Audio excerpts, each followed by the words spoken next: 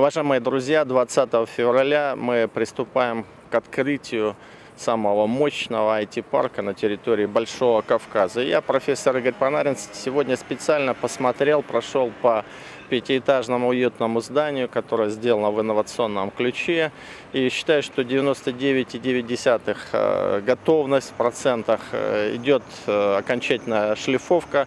Косметический подход осуществляется для того, чтобы 20 февраля принять большое количество гостей не только из российских регионов, но и из братских государств, таких как Беларусь, Армения, возможно, и еще ряд государств и республик ближнего и дальнего зарубежья. Представители примут участие в нашем юбилейном событии открытия IT-парка. То, что министр связи и массовых коммуникаций России Николай Никифоров поддержал этот проект. И главное, наш полномочный представитель в Северо-Кавказском федеральном округе Александр Геннадьевич Хлопонин придал большой энтузиазм и дополнительные силы для тех, кто строил это здание, кто насыщал его интеллектуальным продуктом и новыми задумками, наработками. И мне кажется, что это событие, которое 20 февраля произойдет в Владикавказе, это событие появления нового инновационного информационного кластера, который сможет со временем стать одной из визитных карточек не только,